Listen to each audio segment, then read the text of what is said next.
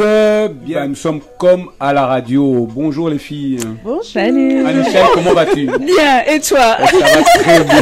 Ok. Anisha, comment vas-tu? Ah, je vais bien, tout nettoie. Très très bien. Moi, je suis content que tu sois venue. Ah, merci. Merci. Anisha est notre invitée. Anisha qui est une artiste gospel, chanteuse, pas rappeuse. Ah non. Une guest aussi qui s'appelle Natacha. Je suis venue comme chroniqueuse d'un jour. Voilà. Enchantée. Donc, voilà. Mais Anisha, moi je suis content que tu sois là parce qu'on va parler un peu de ton actu, de savoir un peu qui tu es, qu'est-ce que tu fais et que tu nous en dises un petit peu plus sur toi. Ok. On va commencer par le commencement. Donc Anisha, c'est, je suis belgo-congolaise, née au Congo, grandie en Belgique. Donc après les deuxièmes pillages, on est venu ici avec notre maman et mes deux frères suite à la mort de notre papa. Et voilà, donc j'ai continué toute mon éducation scolaire ici en Europe. Puis très tôt, je commence à chanter à l'église. Et vraiment, c'est quelque chose que j'aime énormément depuis que je suis petite. Papa était chanteur aussi, hein, c'était sa passion. Ah bon? Oui, mis à part le fait qu'il était avocat de profession. Voilà, sa passion, c'était la musique. Un avocat qui chante. Je te dis. Et puis, il faut écouter aussi. Et à la base, il était batteur en fait, de base, mais il composait, puis il chantait, il jouait à la guitare, etc. Donc j'ai vraiment grandi et baigné dans cette atmosphère de la musique à la maison, voilà. Et je vais poser un peu les questions. Tu me dis si c'est trop indiscret ou quoi? Ouais. Il faisait quoi? Du gospel ou du jazz? Non, du tout. Papa, c'était rumba. Hein. Oui. Un chanteur du monde. Si, c'était les rumba et tout ça à l'époque. Hein. Nous, on a grandi avec quoi? Avec, je pense comme toi, peut-être Kofi, Papa Wemba, tout ça là. Oui, donc non, papa c'était aussi un bon Congolais. C'était pour savoir, pour situer un peu, hein, après la jeune fille qui vient, qui chante aussi, qui a sa passion pour la musique. Tu sais que moi, je ne savais pas que tu chantais. Je te l'ai déjà dit en plus. Oui, tu m'avais dit ça. Je ne savais pas que tu chantais depuis le temps. Je me dis, mais Anisha, elle chante. Parfois, nous nous sommes croisés au festival. Et c'est là que j'ai dit, mais elle chante. Et puis, j'étais assez étonné parce que tu avais une très, très belle voix. Mais beaucoup de personnes ont été étonnées aussi de dire, ah, mais en fait, elle chante. Mais parce que j'ai toujours été à l'église, en fait. Je suis jamais sortie des murs de l'église. Ah, et tu vois, donc du coup, c'était... Et pour moi, c'était déjà un défi de sortir des murs de l'église. Parce que moi, j'étais habituée à chanter à l'église. Donc tu as un peu comment bousculer les codes. Je te dis, zone de confort, il faut sortir. Quelques questions pour Anisha. Mais oui, pourquoi le gospel? Et enfin, tu as répondu un peu en disant que tu as commencé, t'allais régulièrement à l'église. En fait, ce qui se passe, c'est vraiment que je pense que c'est dû au parcours que moi j'ai eu depuis ma petite enfance. Déjà, bon, à la maison, quand on était au Congo, tous les dimanches, on allait à l'église. Ça, c'était un fait. Ça pouvait pas manquer. Mais une fois arrivé ici, je pense que tout ce que j'ai eu à traverser, donc la guerre, comme tous ceux qui ont vécu ça, et puis la mort de notre père, et puis la séparation avec mon pays natal, parce qu'ici, c'est notre terre d'accueil, mais la vérité, c'est que je me sens congolaise.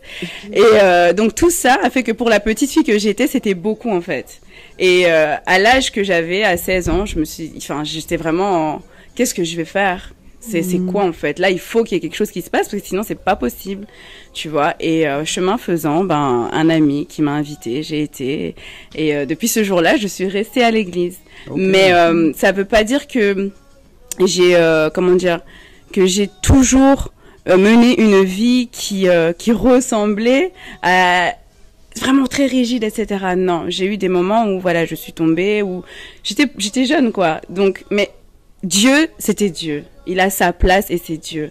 Et quand, à ce moment-là, on vient me prendre et on me dit, voilà, on te propose un contrat, tu commences, etc. Voilà, c'est ça qu'on aimerait faire avec toi. Je suis un peu, mais moi, je suis habituée à chanter à l'église et sortir de ma zone de confort, c'est compliqué, en fait, parce que je vais dans un monde qui m'est totalement inconnu, un public totalement inconnu, mais un message à transmettre. Et c'est vraiment ça qui m'a confortée dans ce fait de sortir de l'église sans me détacher de qui je suis.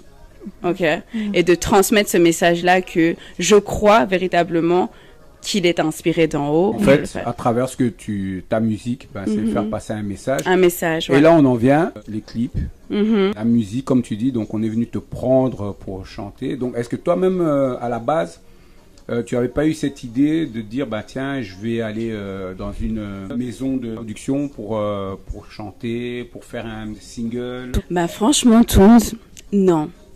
parce que je suis du genre, et peut-être que ça ne se voit pas, mais j'aime toujours être en arrière en fait. J'aime pas qu'on me voie, tu vois. Donc du coup, moi, tout ce qui était attaché à ce monde-là, c'était quelque chose que, waouh, non. J'étais pas sur les réseaux sociaux, je suis sur les réseaux sociaux maintenant. Genre, tu vois, par exemple, ça c'était quelque chose pour moi. Mais non, ah ben oui, t'as un Facebook, t'as un Twitter, t'as un Insta, t'as tout d'un coup quoi, tu vois. Et ça par exemple, ça semble simple, mais pour moi c'était un challenge quoi. J'ai dit ah ouais, donc maintenant je vais être sur les réseaux sociaux, etc. Donc tu vois, sincèrement, je me suis jamais dit je vais m'étendre, non. Mais quand j'ai eu cette conviction et cette, on va dire, ce go de Dieu, je dis ok, c'est bon, on le fait quoi. Je suis pas seule, donc on y va. Moi, j'avais une question par rapport à tes chansons. J'ai eu l'occasion d'écouter, c'était l'année dernière, à l'Afro-Tchèque. Congo. Et oui, et donc du coup, je me suis un peu plus intéressée à certaines de tes chansons, comme Relève-toi. Et j'ai lu aussi un résumé de ton histoire, de la naissance, de ton parcours, de votre arrivée ici en Belgique, avec les frères, du retour. Waouh, t'as bien travaillé. Ah, je bosse dur, moi. En tout cas, elle a fait même mieux que toi.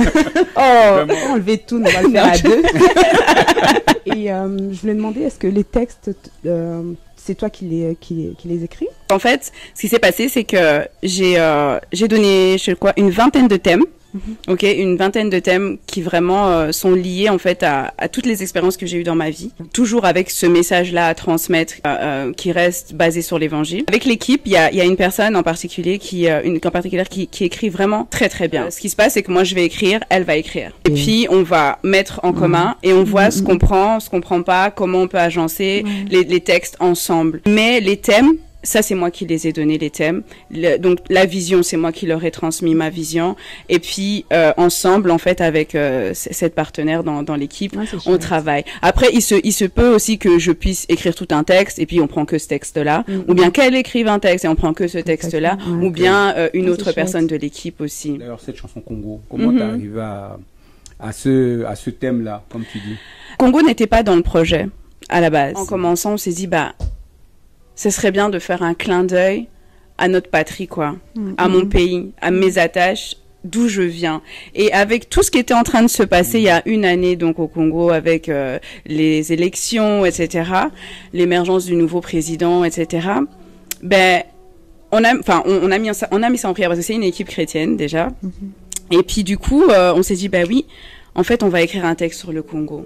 Parce que de toute façon, c'est mon identité. C'est de là que je viens, c'est mes racines, ce sont mes racines. Et donc, on a commencé à écrire, j'ai écrit, elle a écrit, et comme je dis, on a mis ça en commun. Et on voulait vraiment, le but avec Congo, c'était vraiment d'amener, en fait, ma touche, ma pierre à l'édifice dans le nouveau Congo. Tu vois, parce que moi, j'y crois. Moi, je crois qu'un jour, le Congo, il sera vraiment ce qu'il doit être. J'y crois. Mais je pense aussi que c'est la responsabilité de chacun d'entre nous. Il faut arrêter de regarder comme ça et se dire, ils vont faire.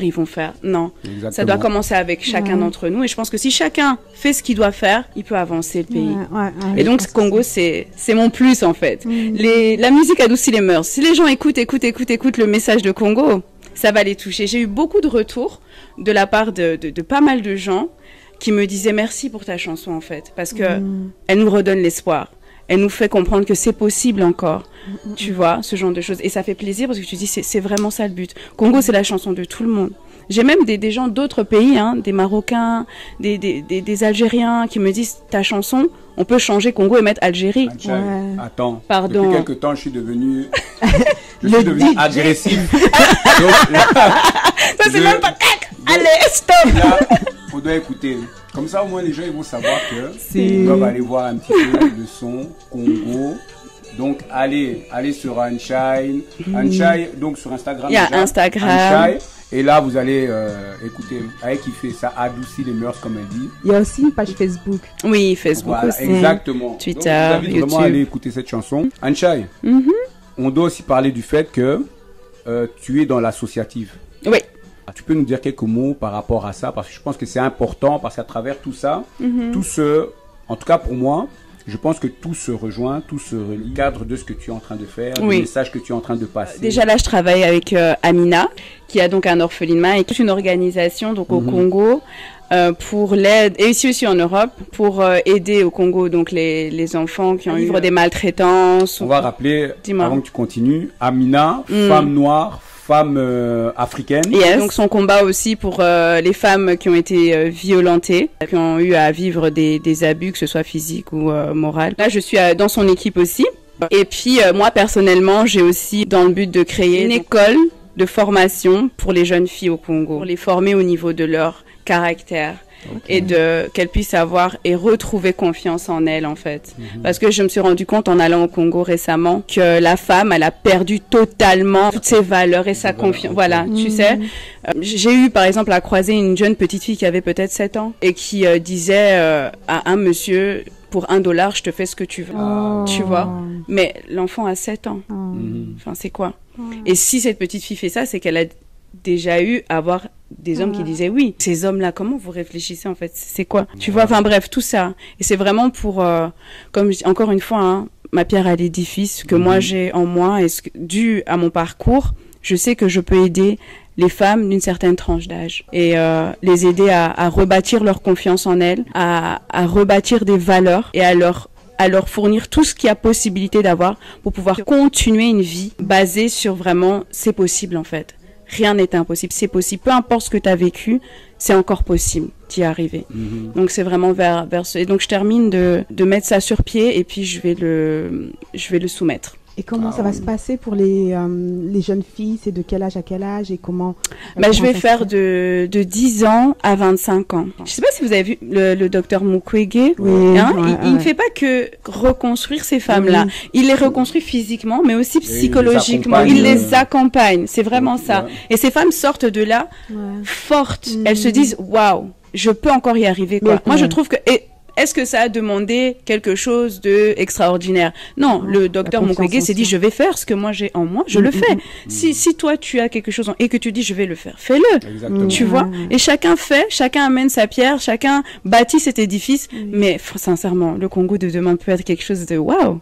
Moi j'y crois. Sera quelque chose de oui. C'est pour ça que on va vraiment, on va faire un petit big up à toutes ces associations qui soutiennent, qui aident, qui œuvrent pour que toutes ces personnes puissent avoir une meilleure vie et qui font que l'Afrique puisse se relever à chaque fois et on espère le plus vite possible. Et ça commence déjà. Il y a un changement quand même. Ton actu, qu'est-ce qui va se passer? Prochain EP ou prochain single que tu es en train de nous concocter, comment ça se passe? Parce que là, j'ai vu quand même que depuis que tu es sur les réseaux, il y a quand même de l'activité, il y a des choses qui se passent, avec quelques petites images en studio et tout. C'est quoi? Donc là, récemment, j'ai eu à être invitée pour les 60 ans donc, de l'indépendance du Congo. C'était pour une émission, donc là, j'ai été chanter Congo, ça s'est très bien passé. J'ai beaucoup apprécié. C'était Christelle Pandanzila qui était à l'initiative donc de cette émission. Néanmoins, avec le Corona, on a quand même perdu presque 3 mois de travail en studio, donc on doit rattraper ça. C'est pour ça qu'il y aura peut-être un petit délai de retard sur la sortie de l'album, mais on est là, on n'a pas chômé, on a écrit. Retard, tu sais, hein, il n'y a aucun retard. On est tous là un peu en stand-by, donc du coup, tout le monde va comprendre. Ouais, j'avoue. Exactement. Et bon, l'écriture, donc j'ai continué d'écrire, et puis les mélodies. Donc là, on va recommencer le studio, on recommence les sessions, le travail, et on va sortir des choses. Mais il y avait déjà des choses qui étaient en train d'être prêtes à sortir, mais on a retenu. Donc là, on va. Une chose à la fois, c'est encore bien parce que là, vraiment, tu auras pas mal de choses. Avec quel label? Avec Autopsy Prod. Autopsy Prod. Big up à Autopsy Prod. Je me demandais, t'es plus ici en Belgique ou au Congo? Non, je suis plus ici, en Belgique. Oui. Tu faisais régulièrement des allers-retours? Ça faisait 9 ans que j'étais plus retournée au Congo. Mais là, j'y suis retournée pour plus d'un mois. C'était juillet, août passé. Toutes les activités que tu fais, donc c'est comme si tu étais toujours proche.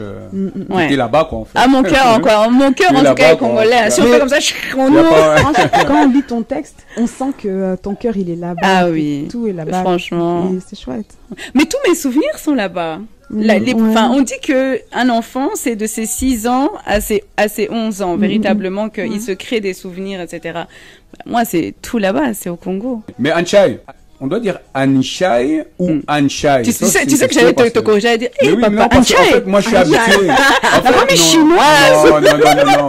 Non, parce que moi, je veux dire la vérité. J'entendais toujours, les gens, quand ils prononcent, c'est Anshai. Tu vois, alors maintenant, pour abréger, tu sais bien, nous, les Africains aussi, on aime bien, on aime pas aller par les chemins, on aime bien toujours aller directement, et voilà. Ouais, donc, c'est Anishai. Anishai, non, mais c'est parce que quand je t'entendais, tu répétais, ouais, Anishai. Donc, Anishai, ça veut dire quoi? Ça veut dire bienvenue, en fait, c'est une formule d'appréciation. Donc, ça dépend un petit peu le contexte. Ça peut être bienvenue comme ça peut être soyez agréé. Ok. Donc, en quelle langue? En Chiluba. Ah. Tu arrives à la maison, j'ouvre la porte, Anishai, et puis tu réponds Kolaku. Et puis c'est tout ce que je connais. Et on répond comment? Kolaku. Kolaku. Voilà, ouais, voilà. Maman, moi j'ai trop aimé mon prénom, hein. J'avoue. Non, il est bien. Et puis je l'ai gardé comme en tant qu'artiste. J'ai dit non, je peux pas changer. Non, ça va rester Anishai. C'est doux, hein. Franchement, quand on te dit bienvenue à Anishai, en tout cas. C'est ça. Donc, juste une parenthèse. Entre nous, on aime bien aussi le prénom bienvenue. J'avoue. Du coup, c'est bien de dire en Chiluba, parce que si tu l'as dit en français. Non, j'avoue. BV, Boni. En plus, j'ai un ami. BV, pardon. J'ai un ami qui s'appelle BV. Il s'appelle Bienvenue. Non, bonjour à tous les BV. Voilà, petite dédicace. Non, j'avoue. Tu m'insultes pas vraiment. Une fois, je ferai attention de bien le prononcer. Merci. Merci beaucoup. Donc, en fait, tu m'insultais dans ta tête. Non, je t'insultais pas. Je dis, mais quand même. Quand je disais le prénom, c'est ça, en fait. Je dis, ok. Donc là, on a sorti les vérités, là. En tout cas, Anishai, vraiment content de t'avoir reçu sur le plateau ici. Mais sur Instagram. Oui, Instagram, donc avec mon prénom, ANIYSHAI. Donc Instagram, Facebook, pareil, YouTube, la même chose, Twitter, pareil. Ah, ça c'est vraiment simple. Il y en a d'autres qui nous sortent des tel comme ça, tel avec les tirets, ça, Anishai. Ouais. Donc retenez bien, Anishai. Sur Instagram, tu es... t'es très philosophe aussi. Beaucoup de citations. J'avoue. Comme je dis, c'est toujours ce partage d'expérience. Je me dis que si je l'ai vécu certaines choses, c'est pas pour rien. Tu vois, et si je m'en suis sortie, c'est pas pour rien non plus. Ouais. Donc, autant le transmettre. Les trucs et astuces, si tu traverses telle chose, c'est possible de s'en sortir. Si tu me demandes à moi comment j'ai fait, moi, je te parlerai de Dieu. Ouais. Tu vois, et plus d'autres choses aussi. Mais sincèrement, ma base, c'est Dieu, quoi. Clairement. Et si ça peut toucher quelqu'un? Mais moi, la chanson Congo, franchement, elle m'a touchée. Merci beaucoup. Mais à chaque fois que je l'écoute. Merci. Je t'ai dit, elle aussi, elle a une voix douce. Anishai. Yeah. Voilà, là, on va se quitter tout doucement. Je tiens à te remercier. Merci à toi. Encore une fois. N'oubliez pas d'aller sur Anishai. Donc, Instagram, Facebook, YouTube. Twitter. Donc, Twitter, pour aller suivre son actu musical, associatif. Voilà. Et ici, ma guest, Natacha. Merci d'être venue. Merci pour ta question. Merci vraiment. de m'avoir invité. Anishai. Moi, je le dis bien. Ah, trop bien. Merci beaucoup. Bien. Avec douceur, vraiment. Et bonjour. Bienvenue. Et n'oubliez pas de partager, liker, diffuser, propager l'émission. Voilà. Et comme à la radio. Exactement. Mais allez suivre aussi parce que Natacha, elle ne dit pas, elle ne répète pas, mais elle est créatrice. Donc voilà, Oxy by B. Et je peux poser une question, moi? Mais bien sûr. Ah, mais voilà. Donc, où on trouve tes vêtements? On peut les trouver ici sur Bruxelles. Sur Instagram, vous pouvez voir sur mon compte Ox by B, mais bientôt sur Facebook. D'accord. Et tu as une collection déjà faite ou bien tu peux créer aussi sur mesure? Je peux créer sur mesure, ça dépend. Mais c'est plus une création faite parce que je suis plus dans le prêt-à-porter que du sur mesure. Ok. Ouais. Et tu as des défilés ou? Hier, j'ai eu un shooting. J'ai pas encore eu de défilé. On en aura un en août, je pense. Août et septembre. N'oublie pas de m'inviter. Oh. Voilà, le message est passé. On est déjà connectés. Je suis content de vous avoir eu sur le plateau. Voilà, comme à la radio, Anishai, avec Congo, relève-toi. Pour l'instant. Pour l'instant. Mais il y a encore d'autres choses qui arrivent. Donc là, c'est en train d'arriver vraiment sévère. Et Natacha, Oxby by B. Oxby by B. Voilà. Faut pas oublier. Donc, merci. Et nous, on se retrouve sur streetbuzz.be, comme à la radio. Et merci. Ciao, ciao. Ciao, ciao.